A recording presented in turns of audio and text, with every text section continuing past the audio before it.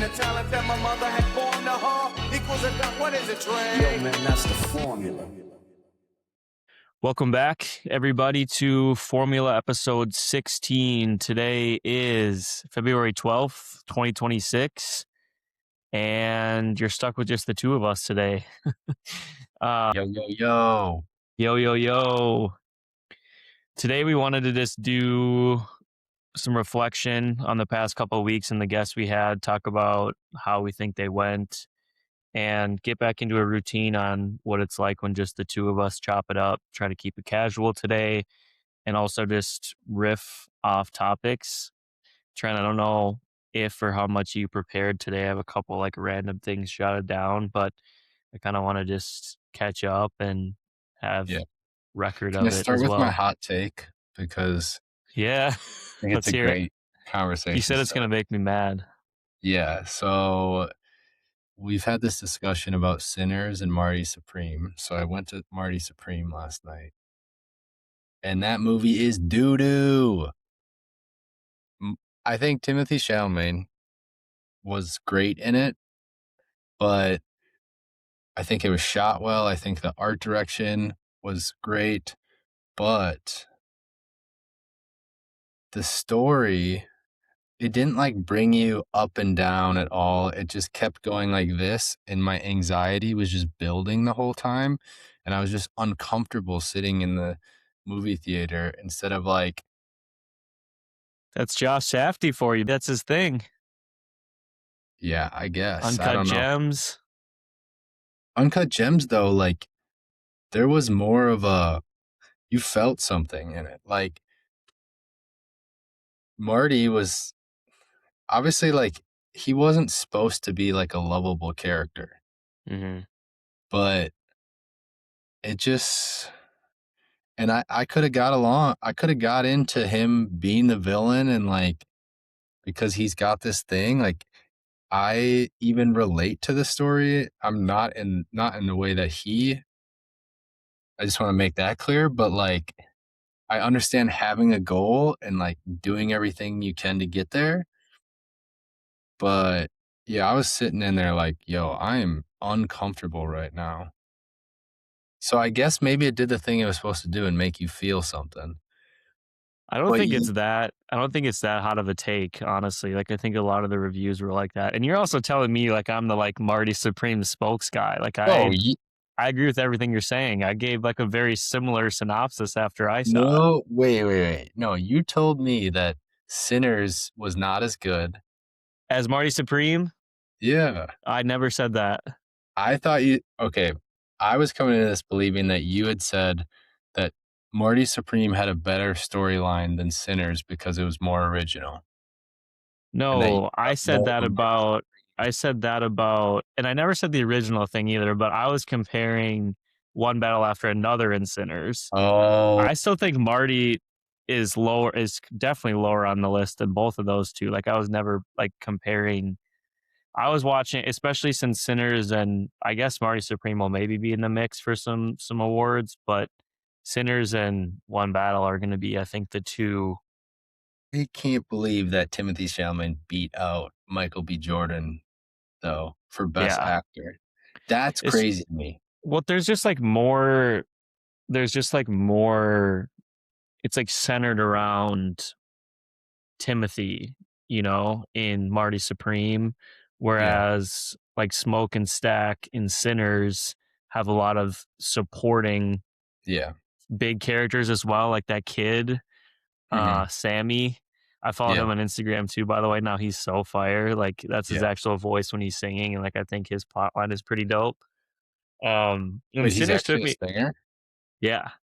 Oh, I don't think he knew how to play guitar before the movie I'd heard, but he has the voice, obviously. But I saw a video of him singing Yukon by Justin Bieber, like on a street corner.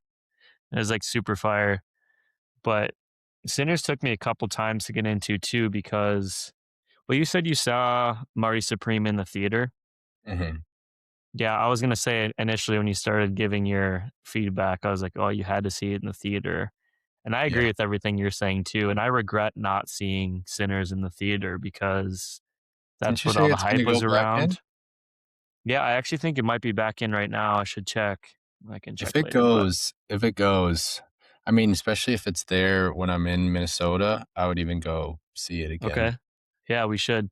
I've watched it a few times, and not that it's like a hard plot to get, but I feel like with anything, I can appreciate the direction and how things are shot and Mhm, specific scenes and stuff, especially when I see it in a theater and to some extent too when I'm at home. But it's like when you watch something for the first time, you're watching it and like trying to take the plot line in and like trying to, digest characters and see if they're going to be important to the story. mhm. And I went back and watched Sinners in full twice, but then I was trying to show Caroline that scene where Sammy's playing the guitar. It's like the first Yeah, the uh music scene. yeah, the first like music scene when they're like at the juke joint and they go through all the different like decades of music, and that scene is insane. Like there's no Oh, I felt like I was on drugs and I was sober. I know that I can't imagine how cool that scene is in like a theater too. Yeah. When that was happening in the theater, I remember looking at stuff being like, "Did we take something before this?" Like, feeling like Crazy. that, and just, like, especially with the sounds too, like, it was taking over your body too, like, you felt euphoric in a sense and, like, weird and, like, I don't know, it was a crazy feeling, and then to see, like, all these people, like, Yeah. throughout the d throughout past times and future, like, it's crazy. Have you I seen the new Avatar or have any intentions to do that? I haven't seen it. I'll probably see it just because, like, I do like the Avatar movies, Yeah. and that's another one, like, anytime you see those in the theater, even if it is the same storyline, like, Yeah. it just goes hard. You gotta see it in the theater. Yeah. I I just was gonna remember say no, you go first. the first time Avatar came out, it was, like, right after Christmas, and I remember I had gotten sunglasses that I really wanted, these Oakley sunglasses, and then, like, a laser pointer, and I was in there just acting a fool. How old were you? How old were you when that I came don't know, out? like, 8th grade probably. That's crazy. I can picture you doing that. Great times. There's But a scene though, I just was gonna say there's a scene in Avatar that honestly kind of reminds me now that you mentioned about like feeling like you're on drugs. There's yeah. obviously I'll try to not give any spoilers, but there's a whole nother uh clan of Avatar Yeah. essentially that's like super prominent and they're Um, just like crazy as hell and they like have all these crazy rituals and stuff. But there's a scene where someone who's not in the clan is like trying to like infiltrate it kinda and like gain their trust. mhm. And they do this like drug. It's like some ritual where they have a thing, they have like a tube and then like blow it up their nose and it like makes them like trip and like they say that's how they can see your soul, but then you're seeing from the POV of the person who took the drug, like how the room like transforms and how he's like seeing. It's Yeah, insane, but it's like very similar and just like you feel like you're, you yeah, know, seeing through the POV of his experience. So yeah. I highly I recommend seeing love it. film. Film is like It's crazy. because you can create this world and you can create these feelings that I just don't think you can do in other circumstances. Like music obviously can make you feel something, but there's nothing like going to a movie theater and being able to like truly control the environment that you've created for someone. So, We didn't really like, talk about this when I was getting into my like goals for 2026, but movies I used to always love movies, and I feel like you just fall out of a habit of intentionally watching them, yeah, especially since our attention spans are so short now. It's like, yeah. should I scroll on my phone? Should I watch 2 or 3 episodes of some like BS show? Mhm. Or should I just watch a movie and like get that experience, like you're saying? And I'm trying to make it a priority to see, I want to watch every movie.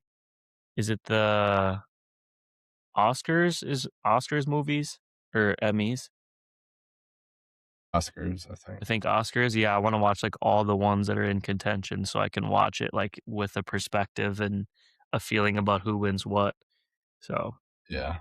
I think after last night, Steph and I are kinda on the same wave of, like, going to the theater, because that's been a huge intention for me too, is not, like, just doing these things that make your brain disintegrate, like going on your phone and even just, like, learning different habits that allow you to kinda focus and cut out distractions that don't relate to a phone or a screen, and to give you an example, like, started cutting my hair. So with that hey, was a super hard thing this week. So I started it. I got to a point and it's like the end part of the fade where you have to like do the little details to start to um get it to blend. And I was already doing it for like an hour and I'm like, fuck this. So I start going faster. All of a sudden I'm like, this shit's fucked. so So I had to restart completely, and so my haircut took, like, 3 hours for me to do it how do you myself. restart though? You just like push it higher? Yeah, yeah. So would you start like down here and you just like Yeah, gradually work your way up? it's probably right here, Mm, and now I started the bottom, obviously, right here, so because I was going for a mid-level fade. This side turned looks out good. Yeah, yeah. trial and Um, error. but yeah, I mean, I said to my manager in my one-on-one with him, I was like, "That was the hardest and longest I've focused in a long time," because I took one lapse of judgment, and next thing you know, I had to restart. So, um, but which I knew was, like, gonna be part of me taking on this endeavor, but, you know, it's Taking a on this endeavor, he says about cutting his hair. You're the only type of guy that like looks at it as uh philosophically as you do about giving a haircut. well, it was something that, like, for me, I've been watching a lot of like this show called Alaskans or The Last Alaskans, which is about like these people that live in the Arctic. Mm. And there's like 7 families that are allowed to live in this area that's forget what the size of it like compares to, but it's this huge landmass. And these people go in the woods and they really have to just like make everything themselves. They have to kill everything. Like they make their cabins, do all this different thing. One guy even has a dog sled team because he wants as little technology as possible. And you start to see how self-reliant these people are and how much joy they get from like just doing these tasks that they have to do, but also enjoying the present moment because they're not attached to these things that we are attached to, and they don't have this consumerism or anything like that. They're not being told that this is how they should feel, and it's just cool to see that routine play out. So that's kind of the intention behind it too. You gotta read I was looking to see if it's around here in my room somewhere, but the Lion Tracker's Guide to Life. I know I've kind of pitched you on that before, but it's a Yeah. similar concept where it's just the parallels between like a plugged in universe and then what a lion tracker experiences like following the earth and the Mhm. simplicity of life that comes from it. Yeah. But It's how did you get exactly on how'd you get put onto that Alaskan show? uh it's like I think I was looking at documentaries and I'm obsessed with people that can like live off the land. I think that's like the coolest thing in the world. So it's something that I would love to do. I don't think Steph is really aligned to us going and living in the woods. She says you can do it for like a month at a time and I'll just stay somewhere else. Hey, So that's support though. yeah, yeah. So I'll probably recruit you in the future to do that with me and Caroline and I'm her down. can do something. Um, but yeah, and because I always have wanted to shoot a moose. My mother's maiden name is Moose, so I think it will be like a full circle moment when I can kill a moose and like provide for my family and, do all these other things. So I think that's how I got onto it, but it's a great show if you want to figure out how to live a simpler life. You ever watch The Outdoor Boys? Yeah, all the time. He's a I used G. I know, I was so addicted to watching his stuff for a while. I mean, kind of for a similar Same. reason like you just explained, but I never thought about tapping into, like, other forms of content like that. It just was, like, so accessible being on Yeah, YouTube. Like, it just got on my algorithm, so every day it'd be like, he's out yeah, in the Alaskan wilderness fishing and, like, building huts and all that kinda stuff. yeah. He's I love that guy because he makes it seem like anybody can do it. Yeah. I just, like, do you ever picture, like, the behind the scenes of that, of him, like, setting down a tripod before he, like, goes to start, like, doing the stuff he does? I'm like, everything is already so maybe not complex, but, like, so important and particular because it's, like, for your survival. He's, like, Yeah, freezing and, like, trying to, light a torch so that he can build a fire to yeah. warm himself up, but first he's like, "Let me put this tripod down so I can get a good angle of it." Like, I can't even it's a whole 'nother layer. Well, do you remember the show Survivor Man when we were kids? Yeah, of course. He would do that same thing because he didn't have a crew with him. So he Mm, would just bring the cameras in by himself.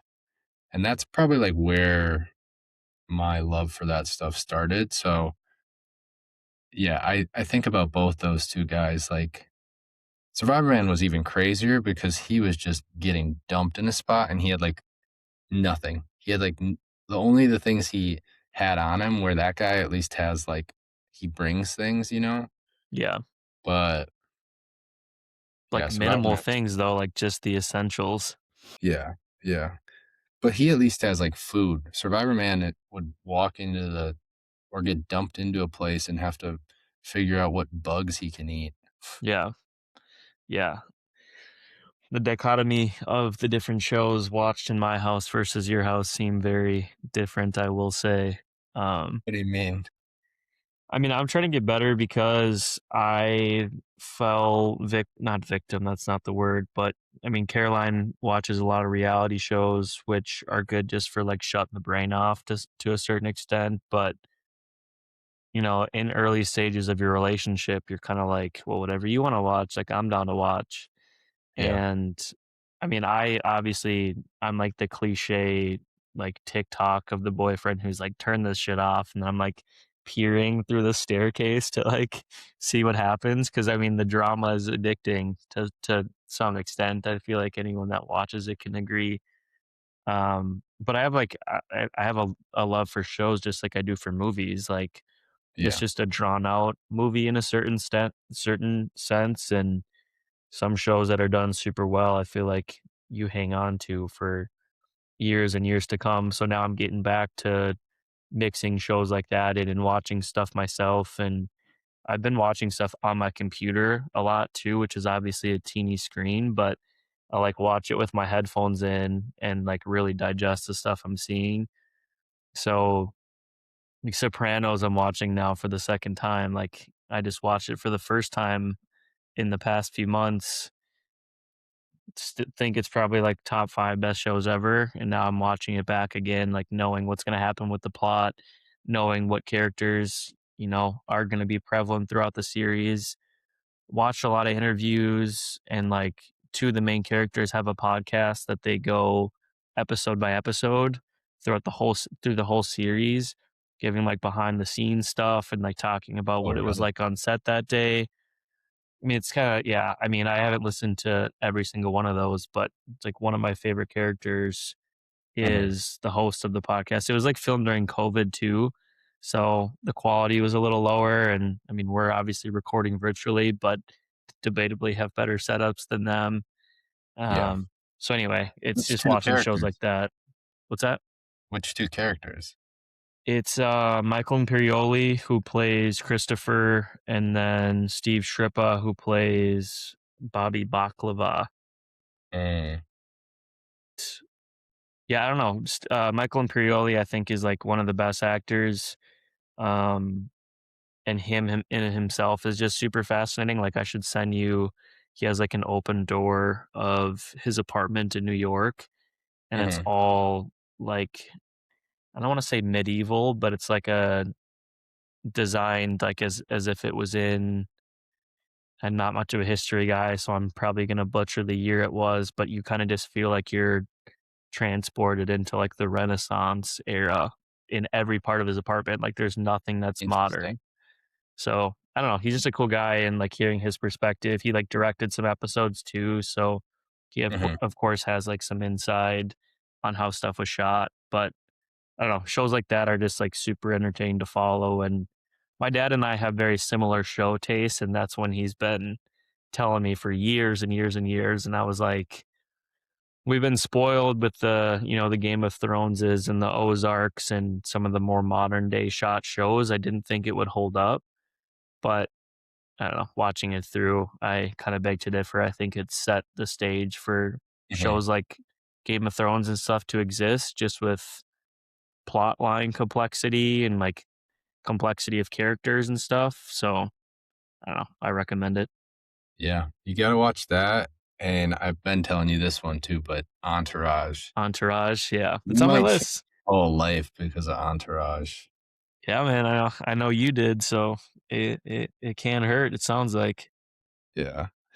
No, I hear you though. Like though that Sopranos especially is one that changed TV for the better. You've seen Like it? I've seen most of it. I Yeah. s- I watched most of it in college, and then when I was watching it, my roommates they ended up just like cruising through it because they were always at home watching TV. So I just fell off because they skipped ahead without me. So Yeah. Another podcast I listened to, and maybe we've already talked about this, but Meadow and AJ from The Sopranos, like the two kids, Mhm. they as adults are like still best friends to this day and have a podcast where Oh, they really? don't really talk about Sopranos like they obviously do. Like sometimes they'll do a segment that's like a flashback where uh the producers like put up a photo and they have to try to guess what season and stuff it was. Mhm. But they both are like so interesting, and like Meadow or Jamie Lynn Sigler is her name, acts on occasion but is like married and has like a few kids, and they're in their like mid 40s. Yeah. And AJ or Robert Eiler hasn't acted since The Sopranos and is like a holistic, like simple guy. He was like a big alcoholic and like drug addict from the time he was on the show up until the time he was like 35 or something. And now he lives in an apartment that's completely empty. He doesn't work besides like coming to the podcast, is like crazy health, um, OCD, like very particular about the way he lives his life. Like he was talking about in the last episode where he literally has nothing to do with his day other than like record this podcast. And he does like some sort of fast where he eats once a day, but he eats like 4 chicken breasts and like just an insane amount of food at once. But then he was talking about his workout routine and how one day he just decided he's like, I'm going to go to bed at 6 o'clock so I can wake up at in the middle of the night and then like get all of my stuff done. So then at 7 o'clock in the morning, like my day is just done. It was, I don't know. I'm like probably butchering exactly what his process is, but it was like, imagine if you could just tailor your whole life and your whole day around one thing you have to do, sleep when you kind of feel like it's important to sleep and like not really live your life according to when you have to go to work or like anything like that. Like it's pretty crazy. That is crazy. I I would love to live that life. Yeah. I think that's kinda where I see the trajectory of my life going. I Same. think, like, Yeah. a lot of it is changing, but I just think that's, like, so, one, interesting. People like that are crazy, first off, but, like, I get it. Like, Steph always makes fun of me. She's like, "You're never, like, in between of if you like doing something, it's either all or nothing," and I it's just so funny when I see other people that are like that. That he sounds like even way crazier than me, but like, or you, but to know that there's other people like that that are just like, yeah, let me try this thing that just sounds insane to people, but like I heard it's gonna be good for me. Well, that's what makes me happy to have friends like you or to have people Yeah. like Robert Eiler, for example, because there's obviously a spectrum. And Yeah. I would say 80% of the people in my life think a lot of the shit that I do is crazy. But then in the back of my head, I'm like, but I know people who do it way crazier than I do, even. So I don't know if that makes it easier or harder on me, but it's like, Yeah. I don't know. There's probably 5 things that I'm like that with that I'm like an absolutist where Yeah. if I could have all the time in the world to dedicate to that one thing or build my life around that one thing, I would. But it's I have to take small doses of that to like Yeah. live a regular person life because I don't have Sopranos money to just like, funnel into Yeah. me living the minimal life that I want to live. But it's just like, I What don't know. does that It's crazy minimal to life think about. look like to you? Um, I think it's like honestly similar to what he does. Like I would like to just have, I mean, of course I want the money thing to be automated, but like I would like to wake up early every day. I would like to spend a few hours at the gym. I would like all of my responsibilities to be between the hours of 1 p.m. and 4 p.m. maybe. Hmm. I'm trying to think. Because if I could have like my full morning to do whatever, have a few hours where I have to check emails and, you know, do XYZ to make sure the business is still moving, and then cook dinner, have like the night and afternoon to uh, chill and watch a movie or whatever. I feel like I'm slowly getting closer and closer to like the 4-hour work week because, Hmm. and I'll talk more about this once we get off the podcast because I don't want to give like specifics away, but part of my, I guess, resolution, you could call it, was for each month this year to focus on a business process that's going to like make my life easier so that by Hmm. the end of the year, every month I dedicated to one specific thing. But then at the end of the year, I dedicated 12 months to 12 specific things, dialing everything about my business in.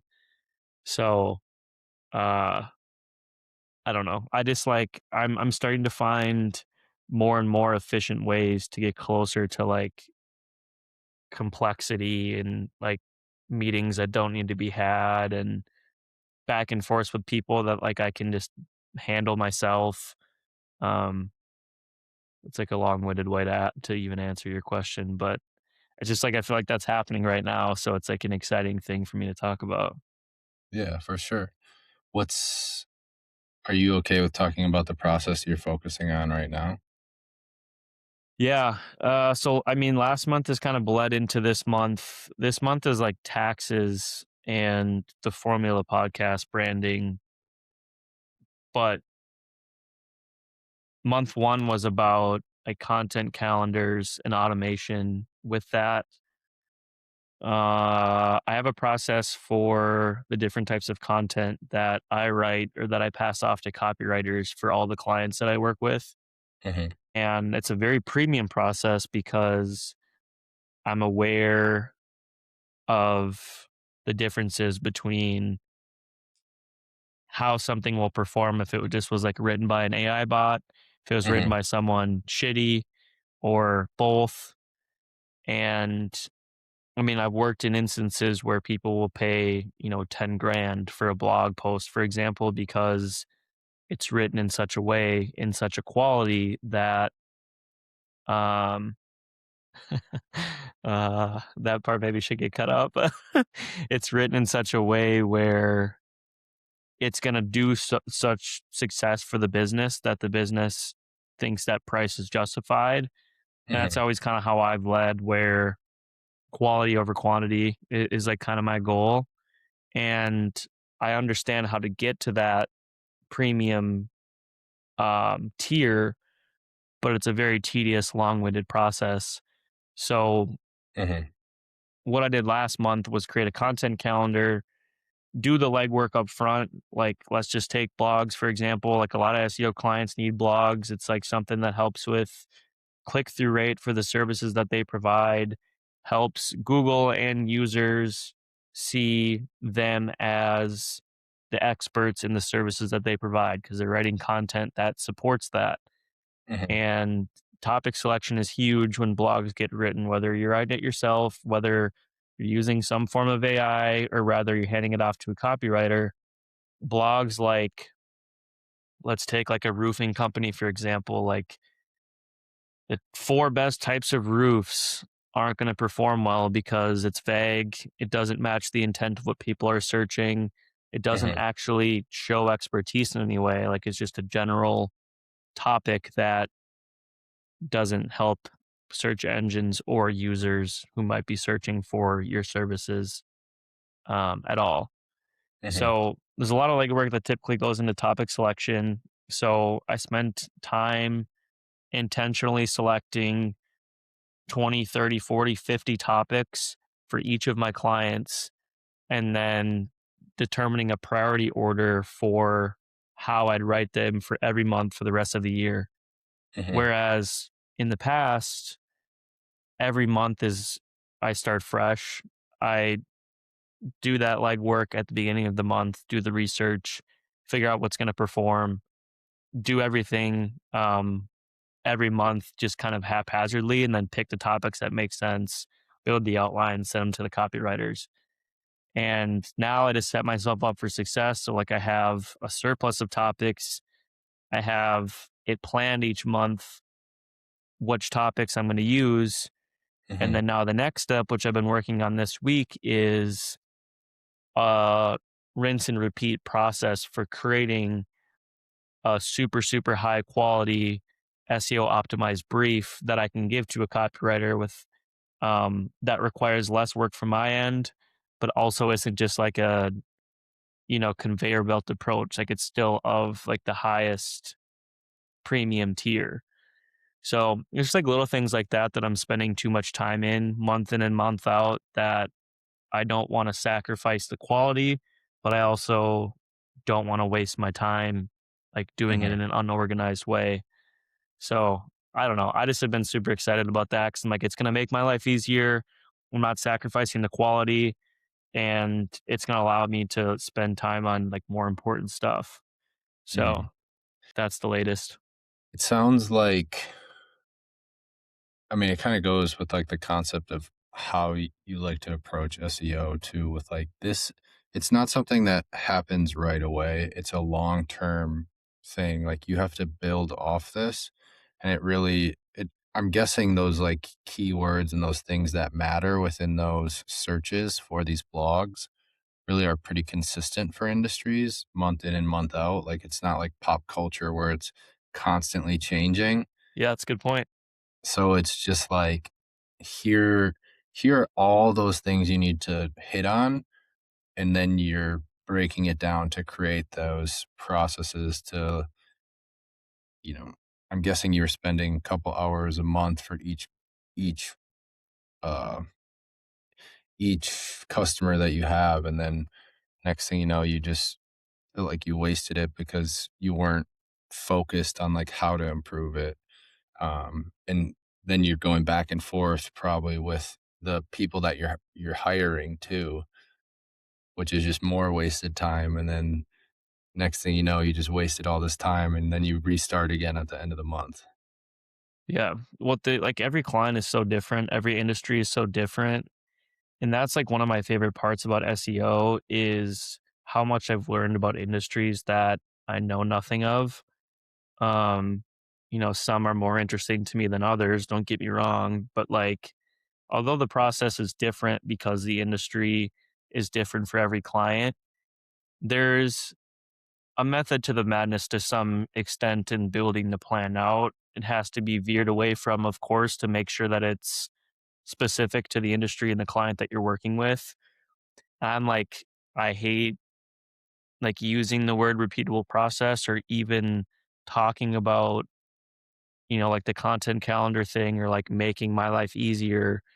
I avoid saying things like that, like the plague, because most people, when they do that and they try to make a repeatable process, it's just shit. And like you're making your life easier, and like sure you can crank out topics and like outlines each month, for example, but the topics suck, the outlines suck, the Mhm. copywriter probably sucks from it. So I don't want to ever cut out the human element, because regardless of how much the process is automated, there's still very much effort needed on my end to do the stuff that I do.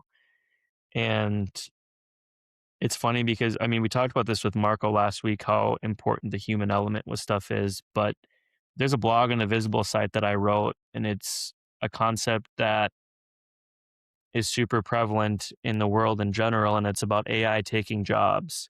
The job that I do with SEO is very tech heavy. It's something that's done on the computer, and not even just specific to SEO, but everyone's like, or AI is going to take jobs. AI is going to take jobs.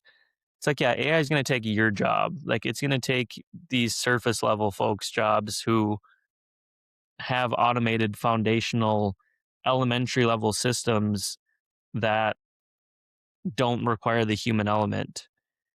Also, I didn't mean you, like you, Trent. I just mean like the people who typically I say get what you're that. saying. Uh, so I don't know. It kind of frustrates me because I'm like, I can never be put in a box of like something automated taking my life or taking my job, because I do SEO at such a level that it's going to take some people's jobs in SEO for sure. Like these agencies I always talk about that suck and like do low level work, and haven't expanded beyond what search engines were the last 5, 6, 7 years. Mhm. But someone like me, like, nah, I'm never gonna let that happen. Like, and even if it did, like, if it got to that place, like, I'm gonna be 18 steps ahead, and there's gonna be plenty of other things that I'm interested in that don't have anything to do with AI or automation or anything in the tech space. So I think it goes to that concept of what Marco was talking about last week. It's like, I mean, everyone has to use AI. Like, it's getting to the point where it's like that. But what you're saying more is like, you have to use AI, but you have to then use your creativity to create something better out of it. Like, AI is not supposed to make like your blog post, like you're saying. Like, it's not supposed to write your email to the fullest extent. It's just supposed to get you 80% of the way, and then you use your creativity to make it even better, and using it to learn so that you can do a better job of that. So I get what you're saying. Like, that's this month has been a weird month for us too, and I've just been making prompts all month long, like at a sickening rate, just because of that exact piece of like, I don't want to keep wasting mental energy trying to do these things that I continue to do each month when I can get 90% of the way or 80% of the way, and I can take it home from there, and like it'll be probably better than what I could have made if I was just making it from scratch, and I'll use up a lot less time. So, yeah, I mean, that's the thing for me. It's just always like guidance. yeah, Um, I don't know. There's like a lot of stuff around it about people saying like, oh, like it's for people who can't think for themselves, whatever. Like, I don't know. It's a weird time, and I think there's some like environmental factors that are coming up yeah, too, which maybe play into it. Which is like, I'm never gonna get to a place where it's doing something for me that I couldn't figure out without it. yeah, Which is again, like maybe that's what sets me apart, is like I'm not using it as my brain. I'm not yeah, using it as like a make a workout plan for me. It's like levels and levels and levels ahead. And like I'm working with clients who are in conversations with being an early adopter for getting apps created in ChatGPT, like companies to that extent. And like there's no way that I am not going to stay up on that conversation, because I don't have a choice, like especially in the industry that I'm in. So like I have to be aware of it to understand how it works. Um, I don't know. There's just like levels, and again, it's like maybe not the automation, maybe not the replacing something in my life, but it's the guidance of uh making something potentially easier with still Mhm. having kind of the human sprinkle on top of it. But take AI away tomorrow, and everything I'm currently doing I could do just as well. I still need the human element. I still work with copywriters. I create briefs based on templates that I technically originally made. Like I might just use an AI to tweak things a bit or to tailor it to like a specific industry or client. But that's like the same as me Google searching and like doing research about, metal over metal re-roofing or culvert installation or like all these like blue collar industries that I now work with. Like, um, I don't know. It's just like a research tool, I think, at the end of the day. Mhm. For sure. I hear you. It's a interesting conversation for sure. And I think a lot of people are scared of it. um, but I was listening to like a deposition recently, and it was talking about, or they had this neuroscientist on there, neuroscientist, I think is what he was, neurologist, whatever. But he was talking about, Something with the brain. yeah, he was talking about how each generation, like they've been able to have better like cognitive skills, whether that was better focus, that was better abilities to solve problems, you know, all these different categories. And it was talking how Gen Z is the first generation to have a decline in those skills. And Interesting. that really has to do, he was saying, with the detrimental effects of scrolling and the reliance on all technology. And that's also one thing that kind of scared me a little bit and something I knew already about Yeah. myself and why I've been focusing so heavily on learning skills that that make you sit in something and focus. Like that's why I'm super excited about knitting. I'm super excited about learning how to sharpen knives for my kitchen with a sharpening block, because it's like you have to sit there, you have to focus, and you have to just be okay with being in your head and sometimes losing the thoughts in your head and getting in that flow state and just learning how to be in that. And a lot of this has stemmed too from that conversation we had a while ago where you were talking about how you just would practice being in a place that's has a commotion going on and like going back into yourself and focusing. It's so funny how that feels like the opposite of the norm, like to do things that are cognitively I don't know how I'm trying to say that, but like things that require your attention and focus. Cause I'm like right away, I'm like, oh dude, what? Like I didn't know you're into that stuff. And like it seems like that's different than what everyone else is doing. But I'm like, how did we get to the place that scrolling and like spending time on your phone and like watching reality shows is the default? Mhm. I've been like super aware of that lately too. That's super funny. Like I had a lot of time to think about that, obviously, with my broken wrist. And like, shout out, I never mentioned this last episode, but I'm back to two wrists. Got a workout in yesterday for the first time in like 6 weeks. Um, but just getting back to a place of like, you don't have the ability to do anything besides that when you only have one wrist. One of my buddies that I've sort of worked with, this is a random tangent. I guess I don't know how this relates yet, but I was doing like some sort of lift and he was like, I heard from a guy say one time, you ask a healthy person um what they want and they'll list off a whole number of things.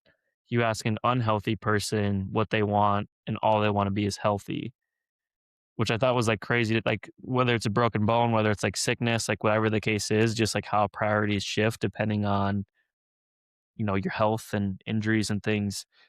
But I was talking to my haircut lady about this today too. I'm like, for those 6 weeks, I had nothing but time to like think about how I want to prioritize things in my life. And the gym and lifting and stuff has been a big one for 10, 11, 12 years. Mhm. And although it killed me to just be a bump on a log and to like spend lots of time on the couch and not Yeah. lifting like I once could, I had a lot of time to like organize my thoughts. One, but like my office, like I redid my office. Business processes are in a good place. I got that big ass calendar, like literally that's in the hallway now, and I have like my whole kind of year laid out. So it just I don't know, gave me like a refreshed, I guess, perspective on what I want to be spending my time doing because I had nothing but time to think about that rather than just kind of going from one thing to the next, jamming as much as I can in one day, using the scrolling as like my down in between time, Mhm. between the stuff that I had to get done. So I guess to bring it full circle, getting back to a place of intentionally choosing to spend that time doing something like knife sharpening or knitting or things that are gonna, you know, challenge me a bit more, or make me think and focus a bit more than a phone does. Mhm. Yeah, I hear you. I mean, it reminds me even of I know I've made fun of you in the past for this, but, like, how easily you'll start a new hobby, Yeah. and I think that's kinda where I'm at now is, like, I just wanna try it if it sounds interesting and not, like, build in my head all these things why I shouldn't try and just, like, do it. Like, Steph used to be really big into matcha. Now it's coffee for us, but, like, she learned, like, the practice of how they do it in Japan and, like, what matcha is the best matcha, like, what the like, M shape should really be, what temperature the water should be, all these, like, minute details that people just would not care about, um, and it really is an art form in Japan, and it's just, like, so many little things that you can learn to make your day truly be, like, special through little tasks, like, when you make a matcha or you make a coffee for yourself that you, like, prepped and you knew all the details to it, your day starts a lot better because you're like, "I just made something special for myself for me to enjoy,"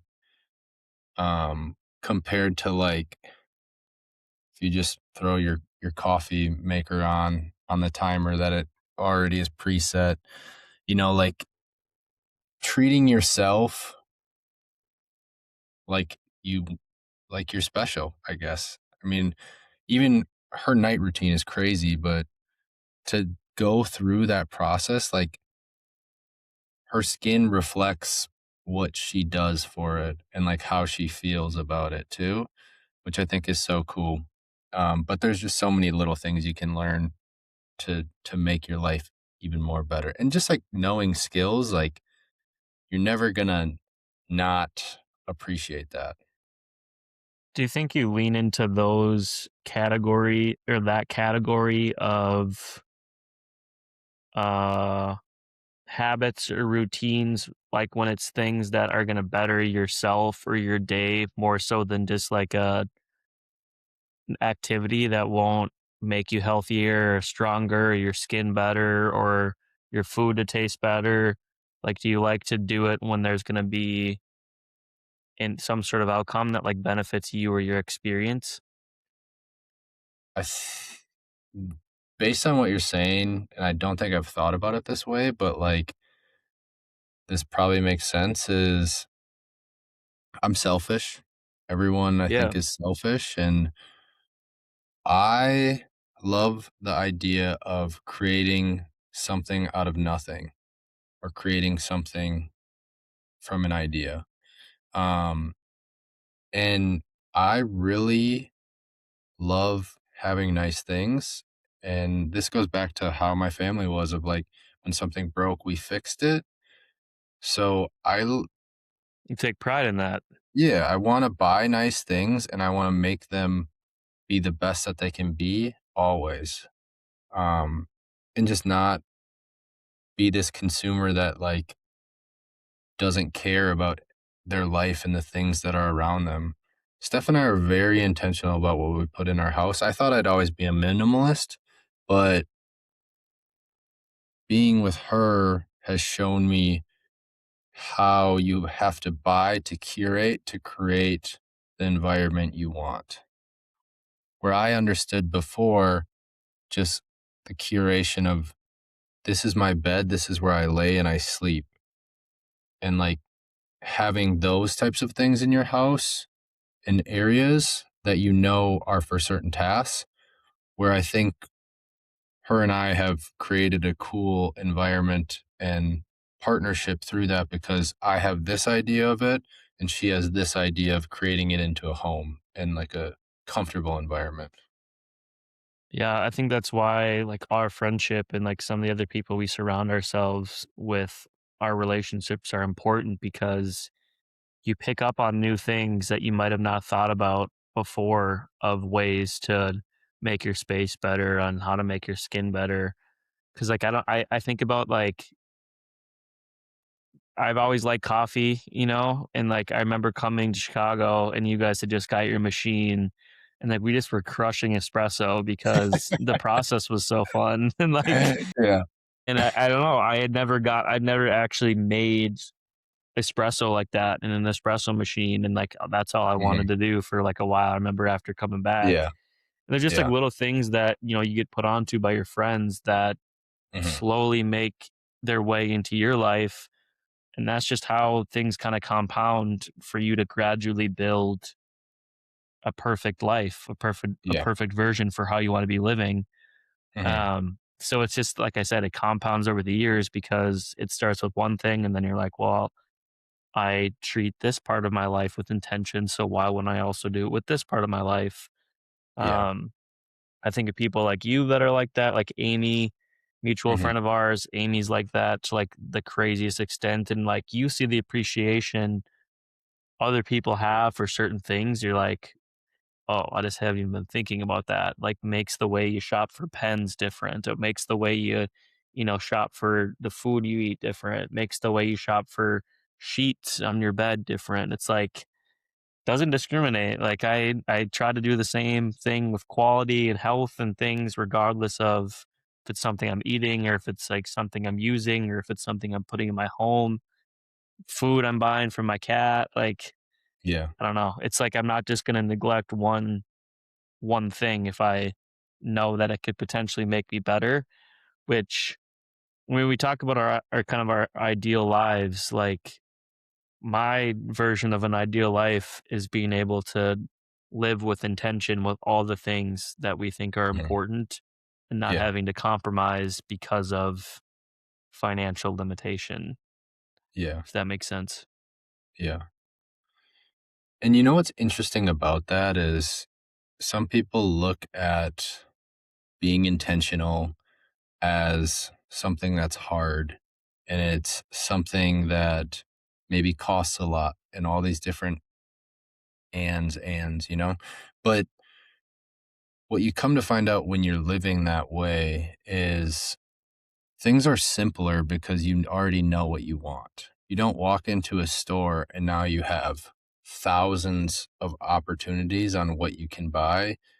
It's more like, I know I have this limit of what I will allow myself to have and want. So for Steph and I, like sheet shopping for sheets, we just had to redo that because we had to get new sheets. We knew we wanted all cotton. So what did we do? And we knew we wanted white. So we go in the store, see all these options. Oh, which one should I get? Which one feels the best?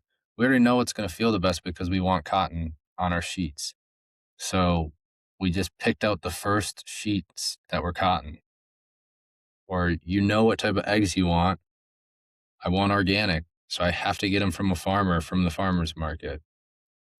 I don't know, it starts to make things simpler and it makes me think of the book Extreme Ownership, which Mm. talks about how the military has processes for everything. And when you think about it, it is a lot when you first start. But once you get to a point where you know this is how you do things, it makes you don't spend as much mental energy on it because that's the way you do things. And it's not something that happens like this. Like, so many people think that that's how it works. I always thought it would work that way, but I think I've been trying to do this for at least 10 years now of just learning how to do these things for myself, um, which is crazy to even say out loud. Makes me feel old, but it is interesting how it compounds over a long period of time. Is there anything in your life that comes to mind that you've been wanting to start being that way with that you haven't yet? Sleep. I'm so bad at going to bed. Yeah. I know it's the most important thing you can do, and it's the one thing that I am so bad at. Do you feel like you don't get sleep, or do you just are you concerned about it like catching up to you one day and you're like, it's not really that serious right now? It's a great question. I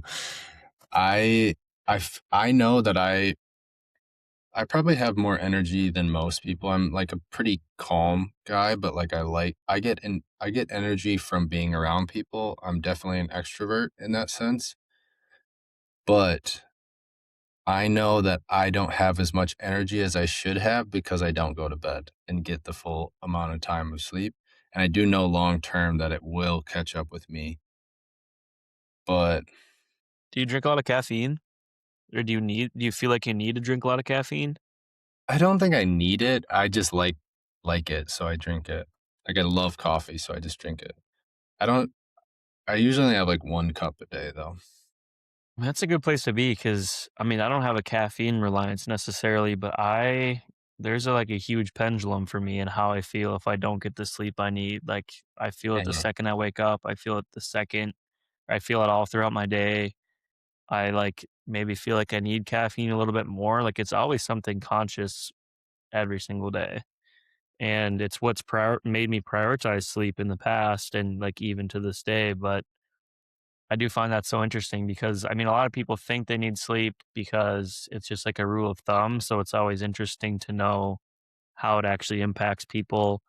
And maybe there's some like placebo effect for me because I've tracked my sleep for so long and I'm so aware of like the nighttime routine I need to have and like how many hours of sleep I have to feel a certain way. But I feel that shit like for real. If I eat a shitty meal and then I go to bed immediately and it's like later and then I wake up earlier, I'm like super groggy, bags under my eyes, crushing caffeine to try to make up for it. Then I'm gonna hop on a call with the client and I'm gonna like know I had bad sleep, but I have this like caffeine mask that's just kind of made me jittery but not more awake. So I don't know. I like think about all that stuff, and I just was curious to know if it impacts you like that, or if it's just kind of like a kind of tired and didn't sleep that good, but not a huge deal. It that like for me it's really just once I get past hour 2, the first 2 hours are usually pretty slow and I don't wanna talk to people really and don't wanna do small talk, and then next thing I know, I just like flip switches in me. Unless it's like a full week that I've been going where I haven't been sleeping good. Yeah. Now I'm gonna have to get back and put my money where my mouth is because I can work out again, so I can start waking up early, which I'm supposed to do tomorrow, and that means I have to get to bed early. I have to, I don't know, dial back in on work, sleep, and the gym. Like I don't have anything cut out anymore. Can't use that as an excuse. I hear you. So you said you're supposed to. Doesn't sound like you're doing it. No, You're you're I'm using planning language that you wouldn't do it. no, I'm planning to. I just mean like that's kind of what I had You're slated for still the week. saying planning. Are you doing it or are you not doing it? I'm gonna do it, boss man. I'm gonna do it. Um, I know we're close to the end here. Did you have any thoughts that you wanted to share about the interviews that we did? Yeah, the interviews both with Marco and Thomas. I thought those went pretty good. I'm excited to keep having a variety of guest types. I think there was a big difference in the two interviews, just like personally and professionally. Yeah. I think it's good reps for us as hosts and interviewees on how to keep a conversation structured while still keeping it casual. I want it to feel comfortable for guests, as they come in, and like I think we're going to continue to do a better job at that the more we go on. But I don't know. I think it's just like it inevitably becomes somewhat more formal once we hit record, Huh. but striking a balance between them feeling like we're just having a conversation, but then it also being a podcast, and like trying not too hard to force themes or like get certain things out of them. Again, like the more reps we get in, the better it will be. But what about you? I agree with it. I think for me, it is going to that piece that you mentioned of when we are having these conversations, it's not getting through the checklist of questions. We're just talking to them. Um, a compliment that Thomas gave us was that we will just dive super deep into one thing, where he was saying that for him, he would have just skipped over that thing or like mentioned it once and then go to the next thing. Where I think for us and for what I think our audience will relate to and want is to be super nerdy on really minute details and understand them and understand why people make those decisions. And that comes through real conversation and not through a checklist Yeah. questionnaire. And yeah, I think we're learning and I think we're going to get there. And I just am excited to continue to do that. There was a huge difference in our interview with Thomas to our interview with Marco.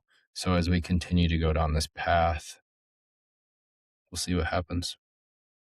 I don't know if you agree, but I feel this like sort of pressure knowing like how cool a lot of the people are that we bring on, like just use Marcus or Marco and Thomas as examples. Like, I know Mm-hmm. they have such good perspective, and I know it's our responsibility to make sure that we tee them up to give that perspective. Yeah. Um, and like, especially it being condensed into an hour long podcast, it's like I get gems from Marco every time I talk to him. But that's like over months and months of communication and like multiple Yeah. calls. So, I mean, and I think we'll get to the point too. Let me know if you disagree, but these can be longer than an hour at times too, especially if we're having a conversation that's super impactful and we're getting into specific topics.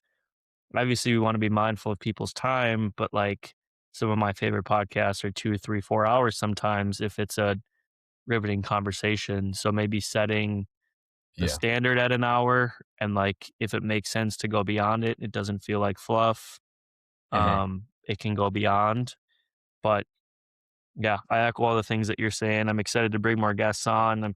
I'm excited to continue keeping it diverse. And we talked about bringing a UFC fighter on potentially. We got designers we're in conversation with, people that run businesses, people that just are like interesting in their day to day lives. Mm-hmm. So I don't want it to always be like business talk either. And I think Yeah. you agree. But Mm-hmm. I don't know if we can have valuable information regardless. I think it's always helpful both for us, for them to get their kind of points across, but then for the people who listen too. For sure. No, I agree. I'm excited. I think there will be some interesting characters that we connect with that you start to see some things that you probably wouldn't see anywhere else. So, yeah, Maybe some not so interesting. probably. Let's see. All right. Anything else? Nah, that's good for me, man. You? All right. No, that's all I got. Yeah, good pod this week. We'll see if we maybe have a guest for the next, but till then. Till then. All right, brother. Episode 16. Yo, yo, yo.